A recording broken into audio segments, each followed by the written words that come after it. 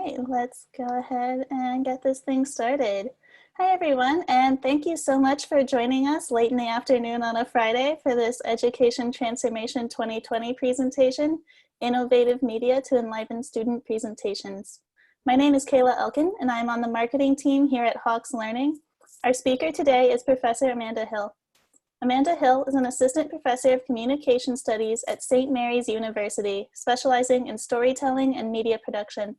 She has presented internationally and has published in a diverse range of journals, including Media Education Research Journal, Storytelling Self Society, Visual Ethnography, Florida Studies, and the IAFOR Journal of Psychology and the Behavioral Sciences. She holds a PhD in Text and Technology from the University of Central Florida. We are so excited that Professor Hill is here to share her experience and insight with us today. We will have a live Q&A session at the end of Professor Hill's presentation, so please enter your questions into the Q&A as we go, and we'll save those for the end of the presentation. And on that note, I will hand it over to you, Professor Hill. The floor is yours. Thank you, Kayla. Hi, everyone. I am Amanda Hill. I am, like Kayla said, I'm at the St. Mary's University in San Antonio, Texas. And today I want to talk to you about some innovative ways that I've found to use media in my course load to help encourage students to think about communicating and composing their research and findings in new ways. So I am going to screen share my presentation with you. All right. So today we're going to talk about innovative media to enliven student presentations, and specifically I'm going to focus on podcasts and video creation. So let's jump in.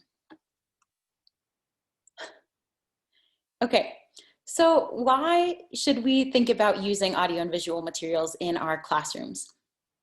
In many ways, podcasts and videos, they serve as a composition medium that is new to students, and these students might be more familiar with composing written essays or in-person speeches. But audiovisual composition, while it's related to those things, it's markedly different in some capacities, and because students will rely more on things like outlines or scripts to converse rather than completed papers or written speeches. Additionally, these mediums then, as classroom learning initiatives, are made possible with the advancement of technological applications and appliances that weren't always there and are really accessible and more intuitive now than they ever have been. So because of the availability and the prevalence of these options and technologies, especially in non-professional contexts, to be able to record and manipulate audio and video, again, it is something that these students have often grown up with now, and it's something that is a lot easier to do these days. And also offers a lot of agency in learning so that students get a new way to think about how they are going to communicate and share their research findings with you. So digital media communication then has become an important and invaluable tool for creating content and sending messages. And as such, media aesthetics and media literacy have become major components of our everyday communication practices in both these overt and unconscious ways. So for audio-visual assignments, students must consider their vocal performance and the effects of audio and visuals and how all of that works together to create meaning for the audience and what the audience takes away. In that way, then, these students are invited to share more about their own experiences and their knowledge on topics, and as Freya writes, to become critical co-investigators in dialogue with their teacher. Students then are invited to share what they've learned in their completed podcasts or videos. I like to have them share with the class to further embrace their function as educators in the classroom. But I also encourage them to share this with family or friends or in other networks. We like to share, at our university, some of the research that our students are doing. Podcasts and videos often take a little bit shorter time than what might be to read an academic paper. And it also is a little bit more approachable for some people than academic writing. So how do I start? Before you start, the important thing is to determine the purpose of your assignment. What is it that you want to do? What are your outcomes and your objectives for that specific assignment? Once you do that, then you'll really be able to be in a spot to figure out if podcasts or video are the right approach for you. Because we don't necessarily just want to say, oh, this is the new fun thing, let's use it. We have to really make sure it's in line with our goals as educators. So after we've done all that, we've said, yes, this is going to help. We want to assess the student access. So making sure that every student, or at least one student in a group, if you're doing group work, has a way to help make this a reality. And we'll talk a little bit more about accessible programs as we go on in this discussion today.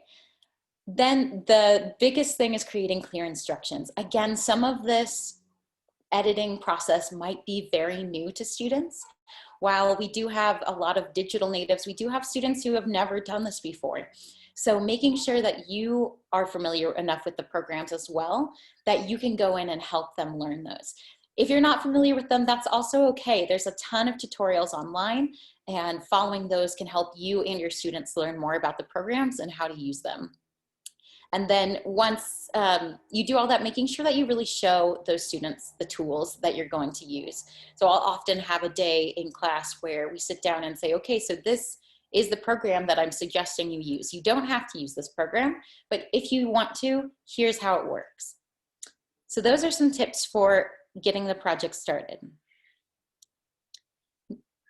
Now I want to talk to you about podcasts specifically. Okay, so there's a lot of research right now coming out on podcasting as a composition technology in which students create their own podcast content. And I put some of those references for you in the handout. But I want to point you to Lee et al., who they write that podcasting is a powerful way of simulating both individual and collective learning, as well as supposing social processes of perspective taking and negotiation of meaning that underpin knowledge creation. For me, this is really what it's all about. I want students to feel like they have a way to really think through what it is they're trying to say in their knowledge creation. How has the research that they've done really impacted what it is that they're trying to say?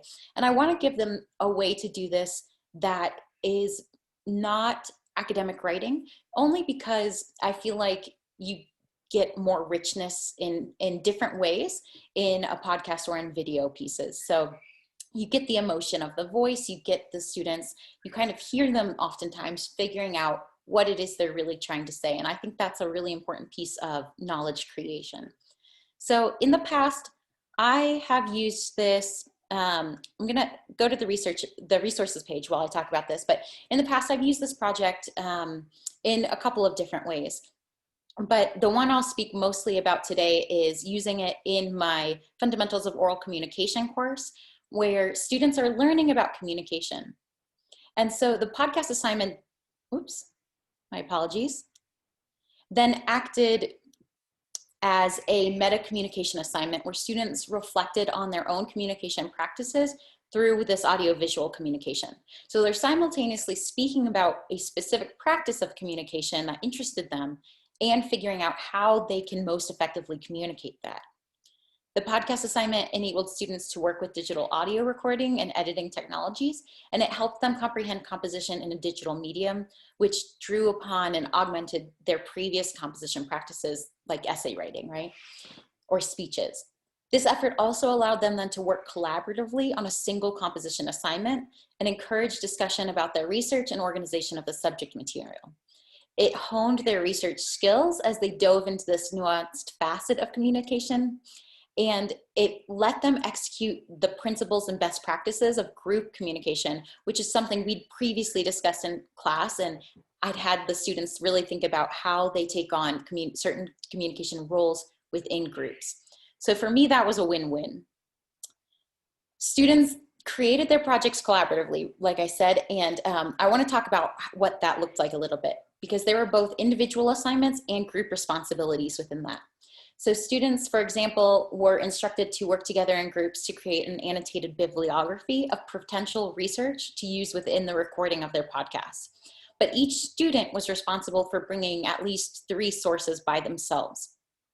And that ensured, working together then ensured that they didn't have overlapping sources, and it helped them figure out how their scholarly research could interact with one another, and thus how they could maybe converse and talk about these things in their podcasts. So then, in addition to providing resources that they might use within their podcast, the students had to create a short 1-page podcast pitch, which detailed what the podcast was going to be about, what question or questions it would answer or examine, so the thesis statement, and then how it would relate to communication studies, why the topic was important, and that is both in general and then to the field specifically of communication studies. So whatever field you teach in, you can easily use that kind of template to replace, communication studies with your own field. Then these 2 documents, the annotated bibliography and the pitch, were due before production on the podcast was to begin, and those required approval from me before they could continue with those. So that allowed me to properly gauge the scholarship and the authority of their references, as well as the import and potential impact of their podcast content. Once the annotated bibliography and the pitch had been approved, the students were free to begin organizing their thoughts around the specific topic and ultimately to begin recording their podcasts. Now, most of the students did record on their phones, although some utilized our sound recording studio that's on campus. I generally told students that I thought using their phones was just fine. Smartphones these days are pretty amazing, and they're well equipped to handle the needs of this assignment. And many of the programs here, such as GarageBand, even the one on your iPhone, is capable of recording and editing right there in the app on your phone. So that was the one that I generally push students towards, mostly because it's so easy to use, it's free, and I could generally count on at least one person in the group to have an iPhone or a Mac device of some kind. But that's not always the case, so I do have other options that I point students to, such as the ones listed here: Soundtrack, Audacity, Anchor, and SoundCloud, as ways to continue creating podcasts if they don't have an iOS device. And then once students completed their recordings, I generally tried to encourage them to do 1-take recordings, meaning that they would record their entire piece in one go so that they didn't really have to do any editing. Editing for me was not the point of the assignment. The point of the assignment was really to get them to think and communicate in this new way. But some groups did enjoy their conversations a lot and ended up going over our 10 to 12 minute mark, and so they had to edit it down. And once all of that was done, the students then created transcripts of the audio. The transcripts easily allowed me to ensure that the podcast content was coherent and cohesive, as well as to ensure that the students had appropriately accounted for their sources and created appropriate citations. The transcript, recorded podcast, annotated bibliography, and the podcast pitch, those 4 things became the package that helped me assess the work of the students, both individually and as a group. Okay, so I want to share with you 2 snippets today from some of my students' work. The first one, again, this is not really what I talked about in my example, but again, this could be something that you'd be interested in for your class. This is an interview podcast, and so I'll just play the first little bit here. From taking orders and making coffee, tea, and other drinks, baristas work to maintain a good customer's relationship and put Starbucks as one of the most profitable business nowadays. Hi, well, my name is Cordelia Villalpando. I'm currently 20 years old. I'm from Monterrey, Mexico, and this August I started working as a Starbucks barista in the Starbucks of the Bloom Library.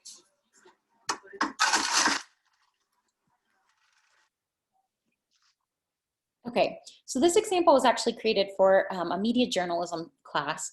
And so I recognize that some of these ideas might not necessarily fit as well into your specific ideas if you want to go to interviews.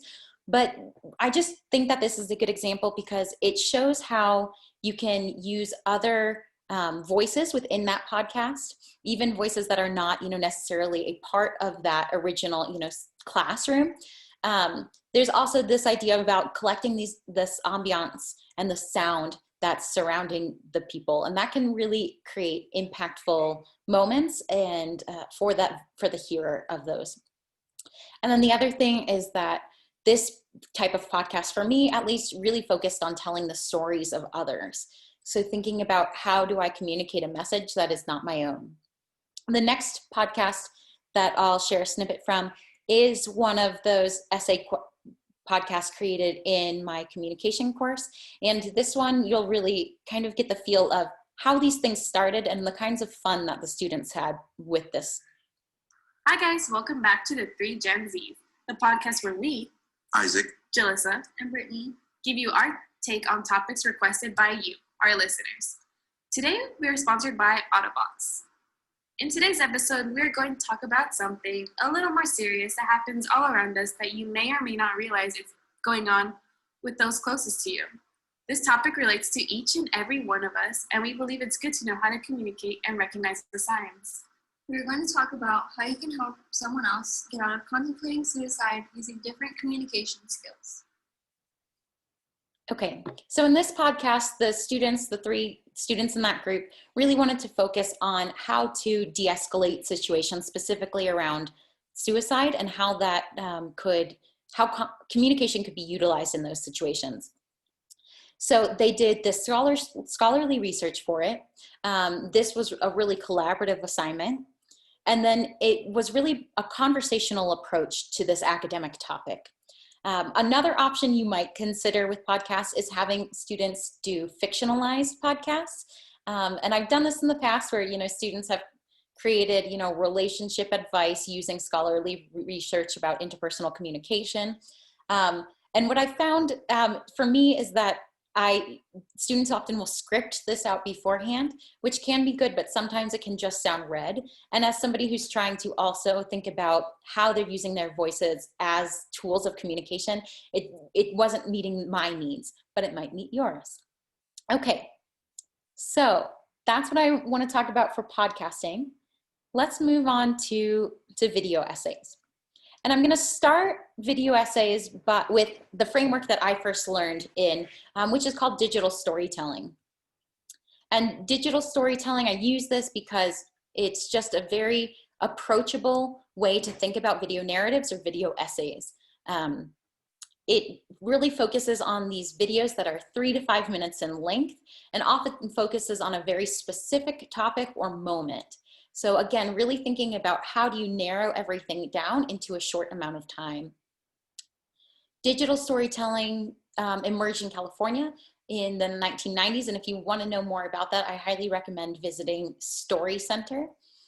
But digital storytelling has been shown to increase levels of engagement and active learning and heighten academic success in ways that engage students differently than in traditional singular literacy composition practices like writing or speeches. Research also shows that students engaging with digital storytelling helps students students reach greater levels of academic achievement, increase student academic motivation, and permanent learning. It has also been shown to, in younger students, also improve writing skills and increase awareness of future opportunities.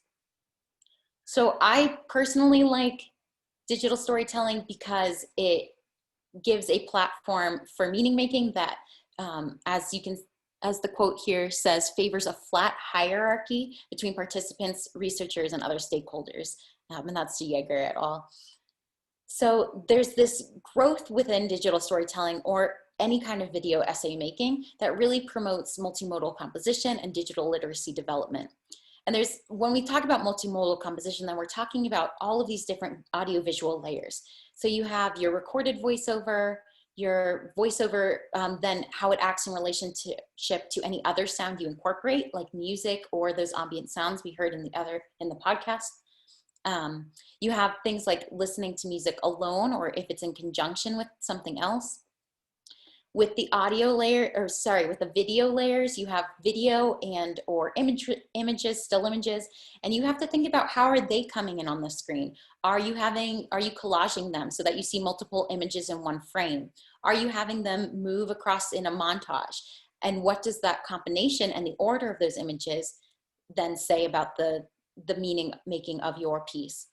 Also then thinking about, how does your voiceover impact all of that? How does it go along with the tone of the music? How does it go along with the pictures that you're seeing on the screen? So really getting students to think about meaning making in complex ways there. Okay, so some resources like podcasting, there are some really great resources right now for creating short video essays that are a little bit more easily available to students. So some of these programs do require paid subscriptions to remove watermarks, but programs like WeVideo can be really inexpensive to use if you just get the basic level. Then you also have iMovie and Windows Movie Maker, which are just available on your computers. And that can be, those programs are free. And as long as there are programs or there are devices that can use those, students have access to them. These software are also really simple. So they aren't made to go very in-depth, create the next Hollywood blockbuster videos. They are very intuitive, and they do have really limited features, which can be really nice for students who are just learning. One area to think about really with video essays, however, is that sometimes students are really excited by all the things that even these limited programs can do, and they want to showcase everything. So thinking about how unifying assets works, and it's then, you know, how do we stick really to the research and the narrative that we are trying to push, rather than relying on the spectacle of video or music to make our case for us. So spectacle is generally not the goal of these projects. We want the work to be clear, and we want the work to be coherent, and we want it to be engaging for the audience. So the process of constructing digital stories or video essays is one that really requires students to imagine themselves as architects, and composition in larger scales and in layering, right? So they have to think through their assets of sound, image, and text, how these become building blocks that the students can use then to stack and remold and shape the research that findings that they're trying to put forward. This is something I've done with courses in communication, also in English and in media classes. And it's a good way to teach students digital literacy and composition practices. While a lot of my work has been in storytelling with this, I also recognize that this has broad applications for actual essays or research, and using the tools to create narratives about, you know, let's say a history, or it could be explaining how a certain math function works, things like that. So the steps of digital storytelling are kind of nuanced, because you want to make sure you really are thinking through all these layers. So you have to come up with your idea, then you have them to write a script. I generally say that you don't want more than 100 words in your script per minute, because you want some space for emphasis. Then you're going to finalize that script, and you're going to collect all of the media assets you want. So images, videos, music, sound effects, anything like that. You want to gather that all together before you start editing. And this can look like a bunch of things. In your resources packet, there is a list of copyright-free and royalty-free music and images. So if students don't have images that they want to use themselves that they've created or are available in their personal archives for scanning or something like that, those are great resources to go get images and music. Then you can divide up the script in terms of where those pictures and sound effects are going. You can either just do this, have the students do this in their text, in their actual script, and just make notes of where those go. Or you can create a storyboard, and that is something you can easily find a template for if you want to do that. Basically, a storyboard positions the picture with the text below it. They're used in movie making or video making in general. Then you have the students record an engaging voiceover for their final script. Again, voice is a big factor of communication here, so we really do want that to be engaging. And they're going to put the voiceover, images, and all of that into the video editor of their choice, draft, revise, and finalize that video narrative, and then publish, export, and share. Again, like podcasts, this is something that can be really fun to share with other people. I worked on a project where we captured student stories, and then we shared them through the university. So it can be a really great way to encourage student growth and student learning. Okay. So I want to show you a couple of snippets of some ideas here. The first one, the first two are going to be some personal stories, and then we'll get into interviews, and then the other one that I'm not going to show you today, but I want to just make note of, is that lightning talks are a great way to utilize this material too. You can have students easily put their images or their slides into one of these editors and have it be timed so that those students then can stay on track. Okay, so this is an example of one of those personal stories. Guitarist and an amazing music theorist who took time to teach me how to play a right-handed guitar upside down and how to fluently play a double bass.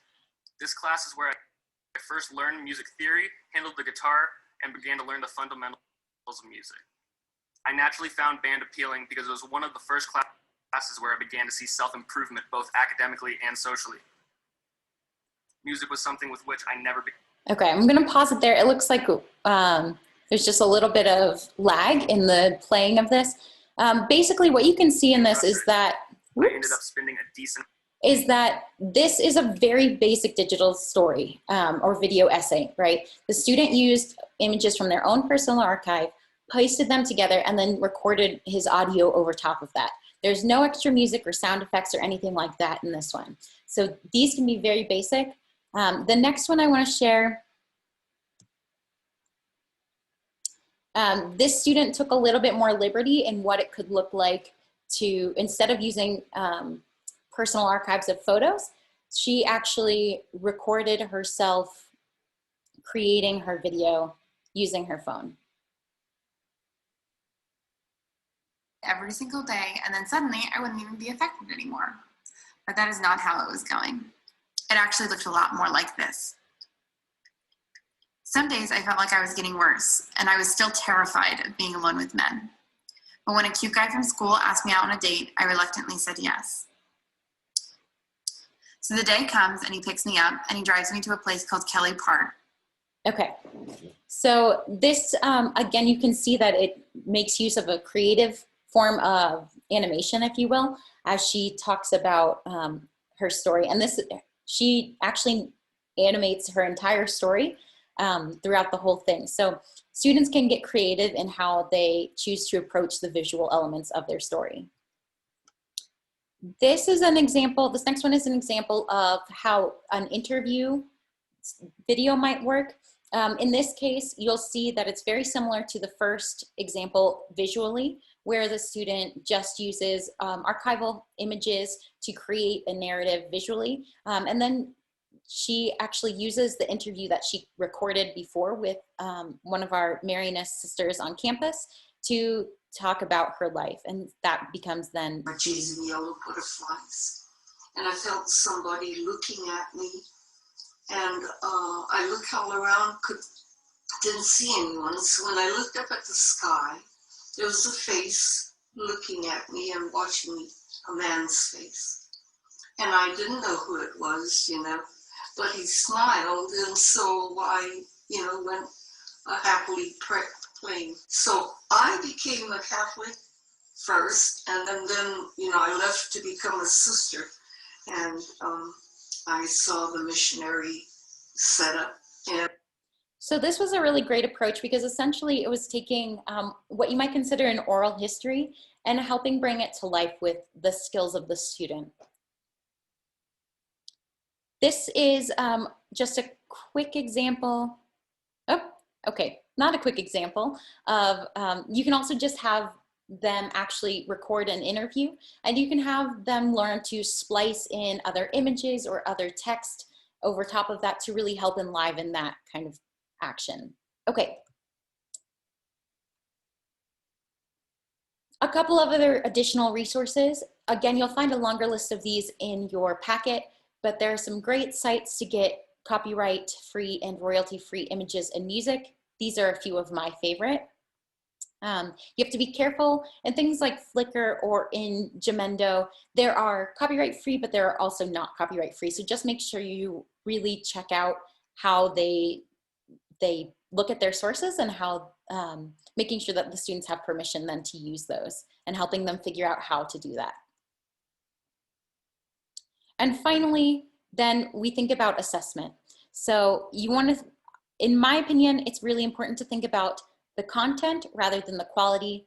Of course, the recordings have to be clear, and that's the extent really that I do with quality for a lot of my students. I don't expect them to be experts at editing after this, but I think about, what is the message? We want to look at the message first. And then I also try to give room for creativity. Unlike an academic paper where you might have certain set structures that you're looking at, podcasts and video essays give a little bit more room for that, for what your students might dream up, anything that's in their imagination. So of course we don't want that imagination to extend to, making up facts, unless that's part of the assignment, but thinking about how students can really share this in new and innovative ways. And then making sure you have a very clear specifications or rubric. So this is also in your handout, but this is just an example of one of the podcast rubrics I have used. The assessment was based in research about what characteristics to combine to create effective oral performances. I got this from a list of general characteristics of radio performances after and then thinking about how content and personality become relate to knowledge, how voices can deliver certain elements, voices that suit the vernacular style, et cetera, et cetera. And things like this still, though, I have to take a step back to and also think about, I work at a Hispanic serving institution. And so thinking about how different voices sound and making sure that I'm not penalizing the way people sound, but really thinking about how they're using their voices in an effort to communicate. So taking all of that into consideration. I'm happy to talk more about where that came from, but I do want to be respectful of time, and I know that I've seen a couple of questions. So with that, I will go back to the homepage, and I'm happy to answer any questions you have. Thank you so much, Professor Hill, for sharing with us. We did have a few questions. If anyone has any others, feel free to put them into the Q&A at this time. Here's a good first question. How many weeks do you allot for the entire podcast or video process assignment? That is a great question, and thank you so much for asking that.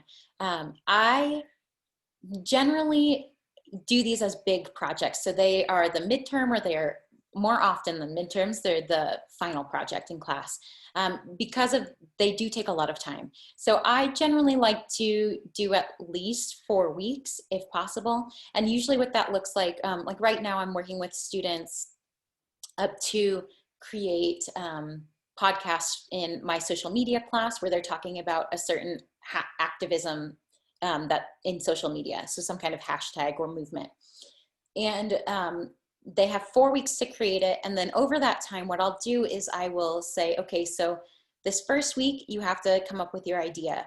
All right, by the second week, I want to see a pitch. And then sometime between, the second or third week, have them create that annotated bibliography and maybe even an outline. And then within that time frame, at some point, probably earlier rather than later, so they have a chance to play with it, make sure that they know what programs are available to them and how to do it, and really making sure to answer questions and follow up with that, because I do find that is often where a lot of the questions are. Thank you so much for that answer. How does one structure a rubric when the format and style of the project may vary greatly? That is a great question, and definitely something that I have struggled with myself as an educator. Again, I really try to make it so that it's content-based. And letting that creativity of how they put it together be kind of their own choice. I think in my podcast rubric, there's something that says it has to be engaging. So I want them to think about, they do have to think about their audience. Who is listening to this? Who is watching this? How are they going to feel? What do you want them to walk away with knowing? But thinking through those bigger concepts of what are the goals of this, I want my students to at least make sure they're talking about 4 different sources within this podcast. I want to make sure that my students don't have pauses within their podcast, so that it's, a complete flow of information. Things like that are going to be the standard across all of them, or that you need to be a standard across all of them, I think are a good place to start. If you really wanted to, I suppose you could create different guidelines essentially for, like a fictionalized podcast versus an essay podcast or a conversational podcast or something like that, that show what the specifications are for that as well. And I tried to do that my first semester doing this work, and then I just found that the majority of students chose the same thing, and that the students who chose that one type, that conversational or essay podcast, really, it helped me learn that I was looking more for that than I was for that scripted kind of sound. Thank you. That was great advice. Thank you so much. One instructor was wondering if you might be able to share some of your examples with us to use. We will be distributing the not PowerPoint, the presentation for this session along with the recording, so you will have access to that. But is it okay if instructors use your example videos to show maybe their own students as an example? Yes, absolutely. In here, I think that the 2 podcast examples and the 3 videos that I showed are all complete if you were to, listen to or watch through all of those. I also, there was a last one that I wanted to share that was a snippet that for some reason didn't upload, so I'm going to fix that after this presentation ends. That's just a snippet. The other place that I would tell you to look, especially for the digital storytelling ones, is Story Center, which is all one word, Story Center. And then on their YouTube, they have a lot of great examples. The other place is the second video with the girl who was drawing. That one came from the campus collection at the University of Central Florida. And that's called I Am UCF. That is also available online on YouTube. And if you need more, you would want more, I'm also happy to give out my email. I can put that in the chat and follow up. Or no, there is no chat. Is there a way to get that out, Kayla? Yeah, I can make a note for whoever is distributing this to include your email address for anyone who wants to reach out on that email, if you're consent to that. Yes, that's perfect. All right, made a note. Perfect. Can you tell us a little bit more about the lightning video assignment? Oh, sure. Yeah, so so these are also called, and I might mess this up, I've heard them called pechakuchas or pachakachas. It's a Japanese word and I apologize. I've heard it both ways. And I think that basically the way I'm used to them is they're a 20 by 20 minute 20 by 20 presentation. So you have 20 slides at 20 seconds each, which is just under 7 minutes. That can be a little bit long for some students. So I will generally break that down so that, it's 15 slides at 20 seconds, just so it's a little bit shorter for students, especially in my fundamentals of oral comm class where most of them are freshmen. And because sometimes it's a bigger class. So having, shorter presentations gives a little bit more time to and listen to everyone's. But basically those really focus on creating these slides that look like slides that are 20 seconds a piece, focusing on visuals over text. And what that does is it really gives us the chance as listeners to, instead of reading a PowerPoint behind somebody who's speaking, we can take a look at that image. I think the research suggests that our brains can process images in something like 3 seconds. And so then we have the rest of those 17 seconds where we're really focusing on that student's presentation and what that student is saying. So that would be a great way to just do brief pieces of research knowledge that I've done it more as a speech piece where students have created these little videos behind them and done the talking in person, but you could also do it as recording and putting that over the video piece as well. You can technically also do this in PowerPoint. I generally don't have success in figuring out the timing, and my students find it hard figuring out the timing of that. So just know that, and then switching between things or switching between PowerPoint programs on different computers can change the timing of things. So I found that video tends to be a good, effective way of keeping at that 20 seconds per slide. That's really interesting. Thank you for sharing. Another question. How much time do you spend teaching the technological skill sets for the programs needed when using multimodal or digital compositions? Is the onus of learning that technology more on the student's end or the instructor's end? That's a really good question as well. So I've done it multiple different ways. I have taken an entire class period to make, like half a class period, I guess, to make sure students understood the program. And I did that my first time through. And what I found is that the majority of students already knew how to use GarageBand or similar programs. So after that, what I did was I took a survey of my students and asked the ones who didn't know how to use it to come meet with me while the rest of their groups were working on other parts of the project. And that way I could pull certain group members, and I wasn't necessarily taking away from the entire group spending time working, but I could help guide the groups in the right direction by giving that information to just a few. And that, again, might take, depending on the program you're using and the student's level of comfort with technology, anywhere between 10 to 20, 30 minutes. But what I've found is generally these programs are very intuitive and students pick it up a lot quicker than we might think.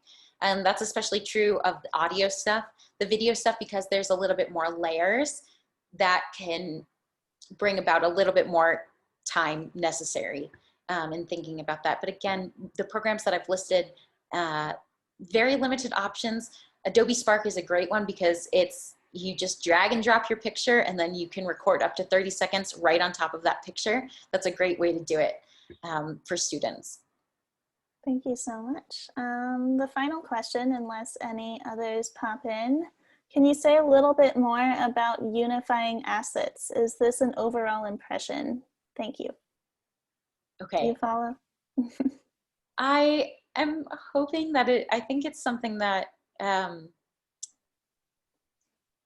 sure I said this, and it was probably in reference to video. If you ask this question and I'm not answering it in the right way, maybe just like pop something into the Q&A real quick so that I know that if I'm on the wrong track.